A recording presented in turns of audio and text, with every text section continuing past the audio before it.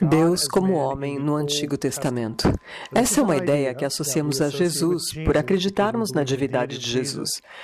Pensamos em Deus como homem sendo Jesus apenas, mas na verdade isso se vê no Antigo Testamento. Lidei extensamente com isso em meu livro O Mundo Invisível, mas há exemplos que podemos considerar nesta série e você conseguirá ver do que estou falando e será abençoado por isso. O mais óbvio, talvez, é Gênesis 18, quando Abraão e Sara são visitados por 3 homens. Acontece que em Gênesis 19, 2 deles eram anjos, e o terceiro homem é, de fato, o Senhor, o Deus de Israel. Yahweh, o nome divino, o Deus especial de Israel. Isso é muito transparente porque é o que a linguagem nos diz. As outras é que não são muito claras. Gênesis 32, conhecemos a história de Jacó lutando com o anjo, com o homem naquele capítulo. Esse incidente é mencionado em Gênesis 48 de maneira muito notável. Quando Jacó está à beira da morte, ele abençoa os filhos de José e diz, em parte da sua oração, em 3 frases, que o Deus em cuja presença caminharam meus pais, que o Deus que foi meu pastor desde que existo até este dia, e a terceira frase é, que o anjo que me livrou de todo mal, abençoe estes meninos. Você diria o que é tão interessante a respeito disso? O verbo abençoe está no singular. Jacó não diz que eles abençoem esses meninos. Ele diz que ele abençoe estes meninos. Quem é esse ele? Deus ou anjo? A resposta é, pois é.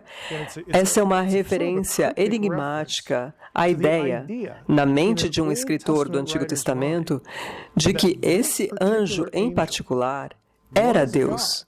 Deus em forma humana. Essa é só a ponta do iceberg. Conforme avançamos em nossa série, vou mostrar-lhes mais ocasiões em que Deus apareceu como homem no Antigo Testamento. Essa é a segunda parte da nossa pequena série sobre Deus como homem no Antigo Testamento. Um dos exemplos mais interessantes disso, para mim, ocorre em Êxodo 23. Isto é, depois da travessia do Mar Vermelho, depois da entrega dos 10 mandamentos no Monte Sinai, Deus vem a Moisés e disse, vou enviar um anjo à sua frente, para que o guarde e o conduza à terra prometida. Você precisa obedecer-lhe, porque ele não perdoará sua transgressão. Por quê? Porque meu nome está nele. Para entender o que está acontecendo aqui, você precisa entender um pouco o que os estudiosos do Antigo Testamento chamam de teologia do nome. O nome, Hashem, em hebraico, é outra maneira de se referir ao próprio Deus. Talvez você tenha um amigo judeu conservador. Eles não pronunciam o nome divino, o nome especial, Yahweh, para o Deus de Israel. Ou dizem Adonai, o Senhor, ou dizem Hashem, o nome. É outra maneira de se referir a Deus. Existem versículos no Antigo Testamento que falam sobre confiar no nome do Senhor. Bem, os israelitas não depositavam sua confiança em 4 consoantes. Essa é outra maneira de dizer, ponho minha confiança no próprio Deus. Se aplicarmos isso a Êxodo 23, o que Deus diz a Moisés é realmente fascinante. Ouça esse anjo que enviou à sua frente, porque meu nome está nele. Eu estou nele. Minha essência, minha presença está nele.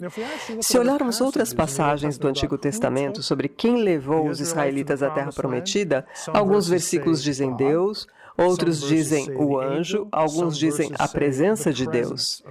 Você perguntaria qual deles então, Mike? A resposta é, pois é, todos eles, porque todos são diferentes maneiras de falar da mesma coisa. Mas no caso do anjo, esse anjo era visível em forma humana.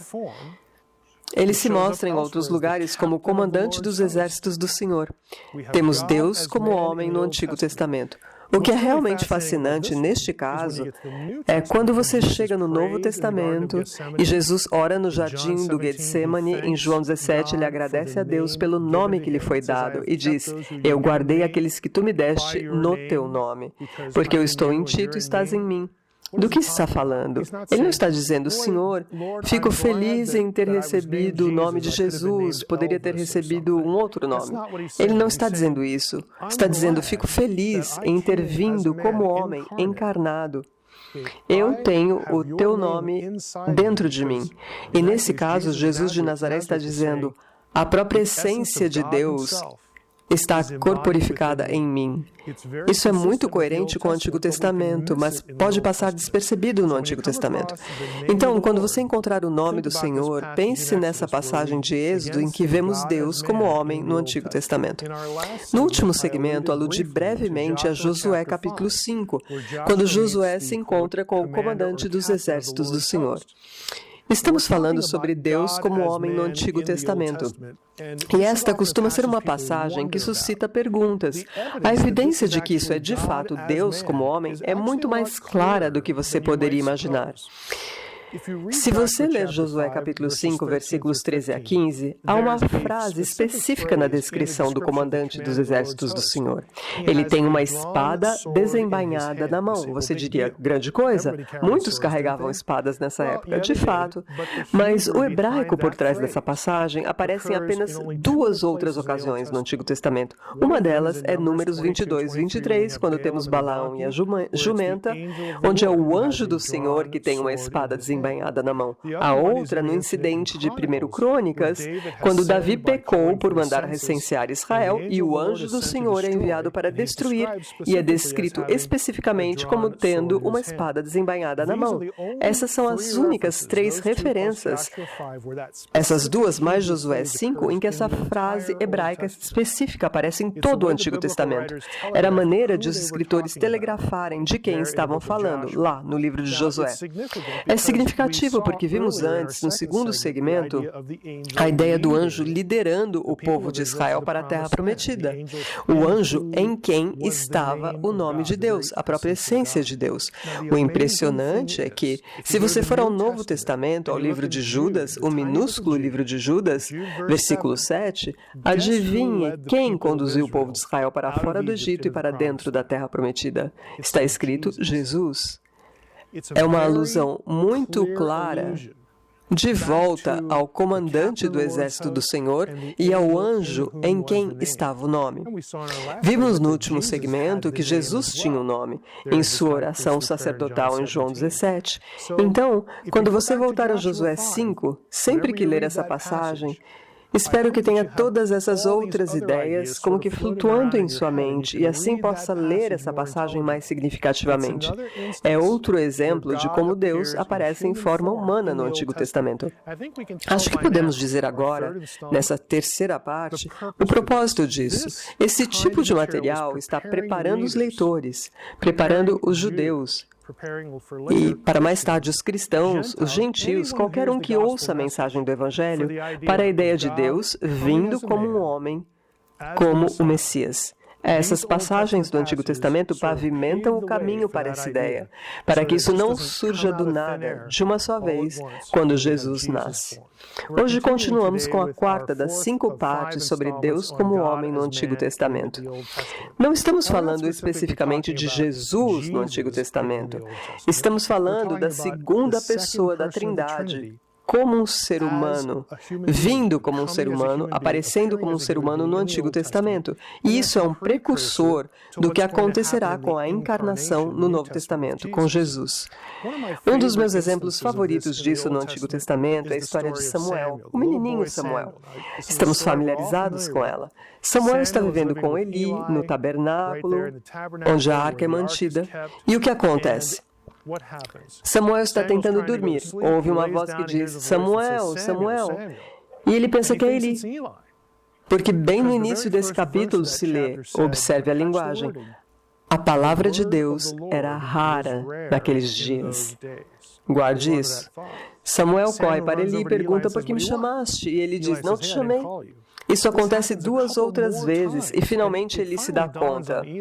Sabe, eu acho que é o Senhor. O Senhor está te chamando. Da próxima vez que isso acontecer, diz, fala, Senhor, que o teu servo ouve. É o que Samuel faz, e é claro, lemos no versículo 10, em 1 Samuel 3, o Senhor veio e ficou ali, como ficara antes.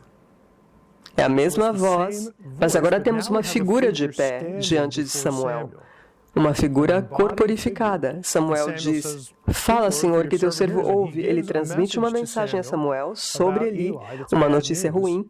E é claro, Samuel conta tudo isso a Eli depois, mas o capítulo termina de maneira muito significativa. Ali se lê, depois disso, todos, de Dan a Bersabeia, toda a extensão da terra, souberam que Samuel estava confirmado como profeta de Deus. Por quê? Porque o Senhor veio e apareceu. Essa é a linguagem do aparecimento sensível, porque o Senhor veio e apareceu a ele pela palavra do Senhor. Se você está pensando o que eu estou pensando, palavra do Senhor, essa é uma ideia que associamos a João, capítulo 1.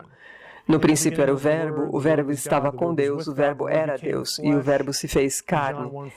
Essa ideia tem profundas raízes no Antigo Testamento. E esse é um dos exemplos aqui em 1 Samuel, capítulo 3, de Deus vindo como homem no Antigo Testamento, e especificamente, desta vez, designado como a palavra do Senhor. Esta é a quinta de 5 partes sobre Deus como homem no Antigo Testamento. Desta vez, quero levá-lo de volta a Gênesis 15, a história conhecida. Sabemos que Deus fez uma aliança com Abraão. Um dos capítulos em que isso é descrito é Gênesis 15. E o primeiro versículo é muito importante. Está escrito, a palavra de Deus apareceu a Abraão. Temos a palavra de Deus, que já encontramos em nosso episódio anterior, e, de novo, a ideia de um aparecimento. No versículo 5 se lê que a palavra do Senhor, essa figura, levou Abraão para fora e mostrou-lhe as estrelas. Essa é a linguagem da corporeidade. Há uma pessoa ali, não apenas uma voz na cabeça de Abraão, há alguém ali com ele.